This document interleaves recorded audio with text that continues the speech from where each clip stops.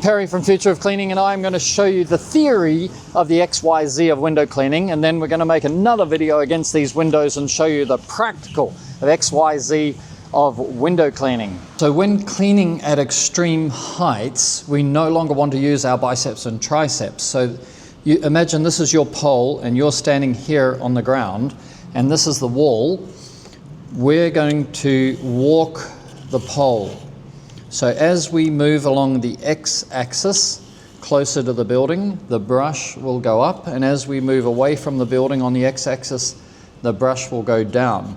Now, the next most important thing where some people get confused is ultralight and superlight and all of that. It doesn't work that way. Gravity has a downward force, but because the pole is not vertical, if the pole was vertical, all the gravity would be like that, but the pole is not vertical. So there is what's called a sideways lateral force, where that force is applied this way. And what that means is that some of that is going to be applied against you, that's your resistance, and some of that is going to be applied, which is what we want, against the glass. So that gives us our agitation force. The heavier the pole and the brush, the more force is there. You don't want to be pushing with your body to make the brush have contact, good contact for agitation against the window.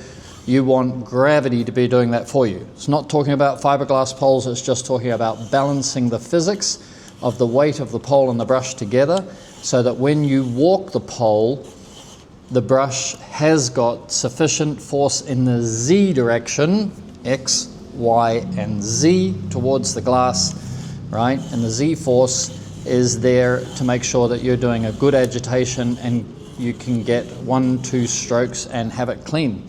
That's the XYZ of window cleaning. Make sure you subscribe to Future of Cleaning on YouTube. Go to the Reach It Workshop playlist and you'll be able to see all of the theory and the practical of how to clean windows faster.